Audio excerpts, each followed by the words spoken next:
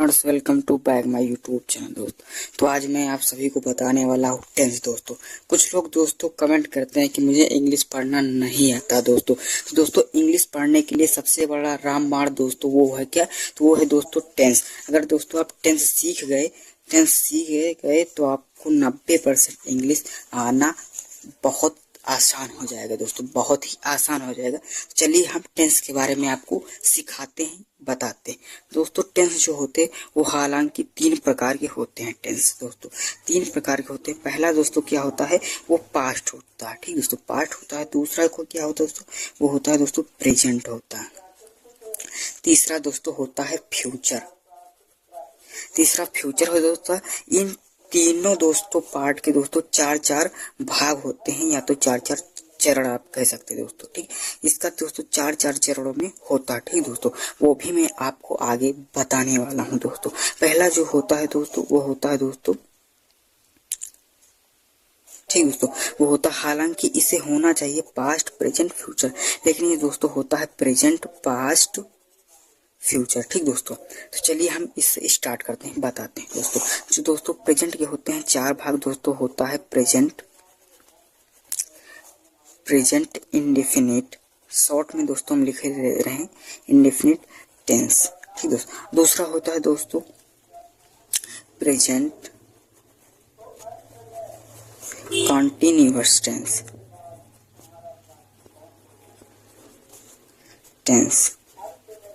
ठीक दोस्तों।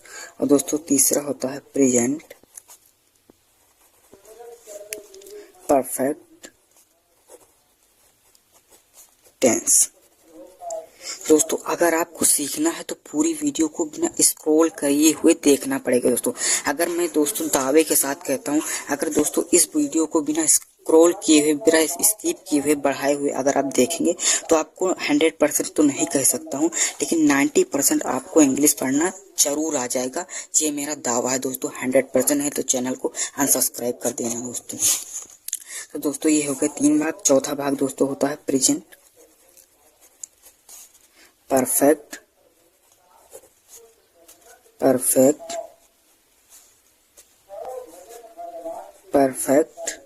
Present perfect continuous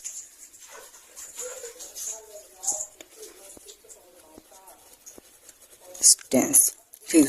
ये दोस्तों इसके हो गए 4 भाग दोस्तों, ठीक दोस्तों। 4 भाग हो गए दोस्तों। अब दोस्तों इन भागों को हम एक एक करके आसानी से समझेंगे दोस्तों, ठीक।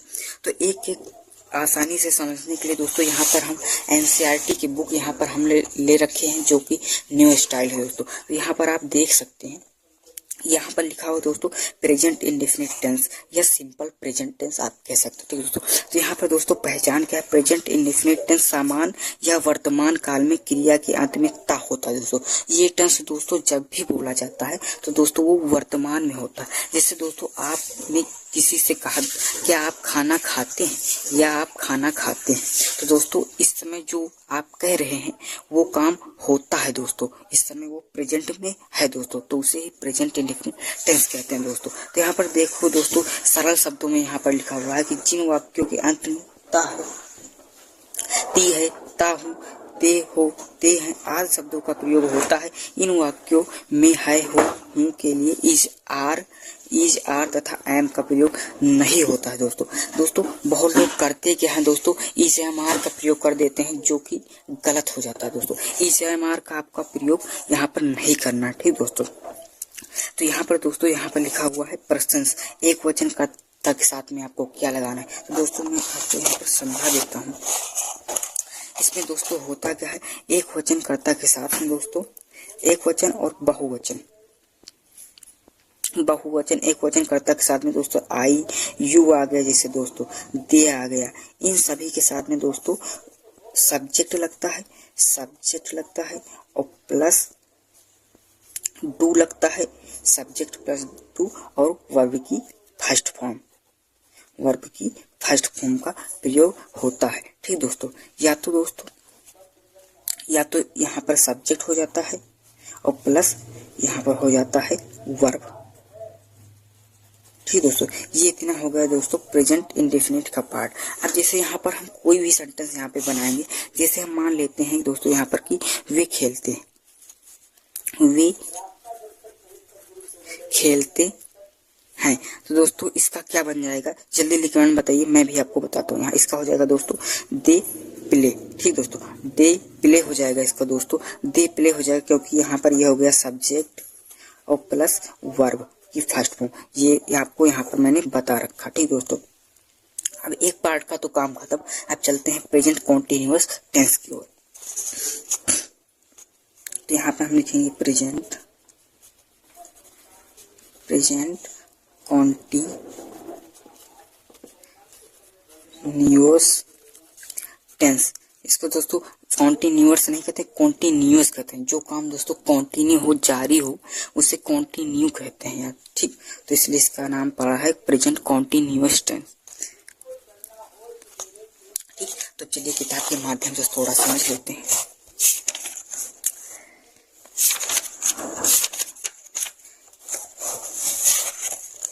यहाँ पे दोस्तों यहाँ पे लिखा हुआ है, आप देख सकते हैं प्रेजेंट कॉन्टिन्यूअस टेंस। ठीक, प्रेजेंट कॉन्टिन्यूअस टेंस में इस क्रिया के अंत में रहा है, रही हूँ, रही है, रहे हो इत्यादि शब्द आते हैं तथा कार्य के जारी रहने का समय नहीं दिया होता।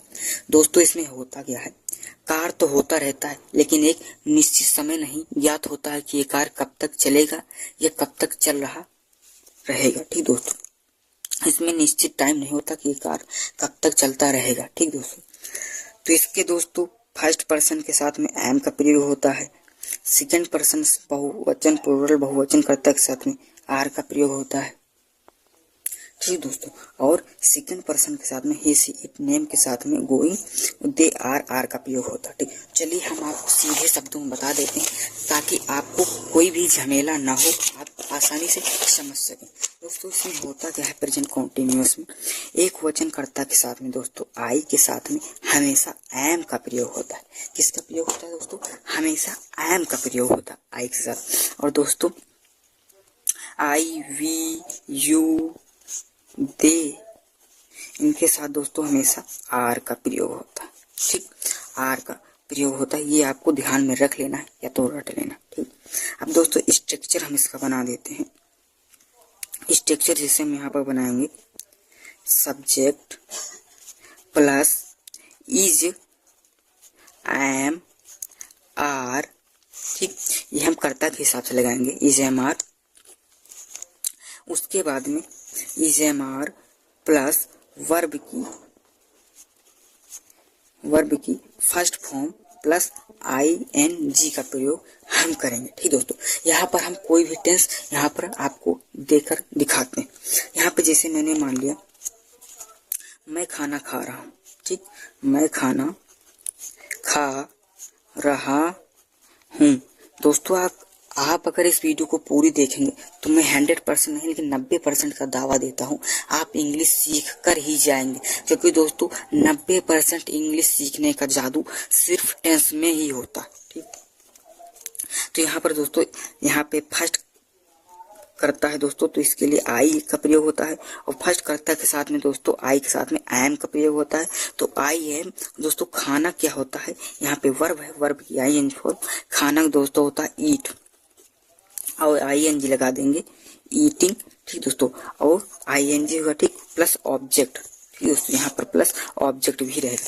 ठीक, तो दोस्तों यहाँ पर ऑब्जेक्ट क्या है दोस्तों, ऑब्जेक्ट हमेशा उसी को कहा जाता है जो दोस्तों होता है आखिरी में, जिसे ऑब्जेक्ट कहते हैं। ठीक दोस्तों, आखिरी में होता है। यहाँ पर दोस्तों ऑब्जेक्ट क्या है, ऑब्जेक्ट यहाँ पर खाना है दोस्तों, खाना।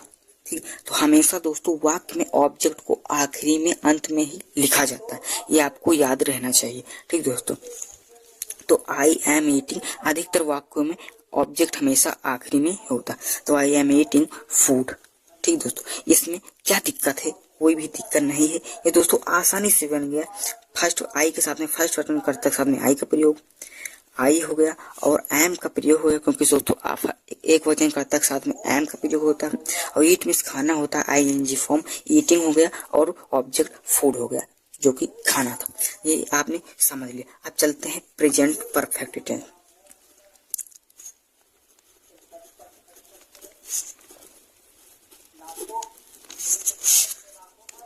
Perfect tense. ठीक दोस्तों, प्रेजेंट परफेक्ट टेंस। इसमें दोस्तों क्या होता है, इसमें दोस्तों इस वाक्यों के अंत में दोस्तों क्या होता है, चुका है। आपको सीधे शब्द में सरल शब्द बताएंगे, चुका है, चुकी है, चुके हैं। ठीक दोस्तों, चुके। अब दोस्तों चुका है चुकी है का मतलब क्या है दोस्तों, इसमें दोस्तों जो काम है वो हो चुका होता है, जो दोस्तों क्या होता है, परफेक्ट, इसे परफेक्ट कहते हैं। जो काम भी होता है वो हो चुका होता है अच्छी तरह से, ठीक तरह से, तो उसे ही परफेक्ट कहते हैं दोस्तों। अब आप कहेंगे कि किसी भी टेंस देकर हमें समझाइए, तो हम आपको समझाने का भी प्रयास करेंगे।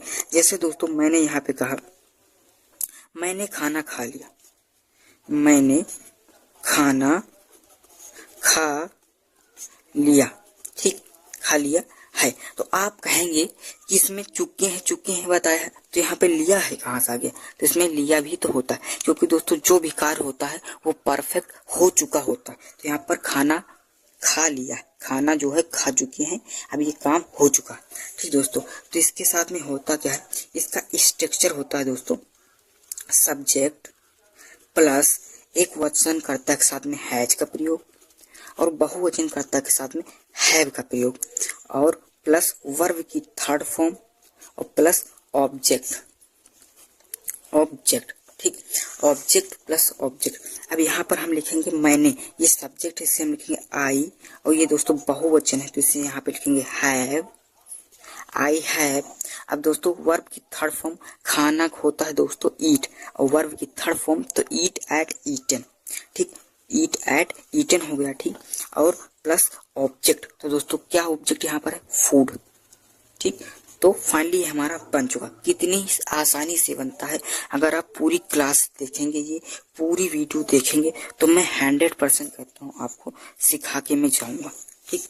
तो आई हैव ईटन फूड, मैंने खाना खा लिया हूँ, या मैं खाना खा चुकी हूँ,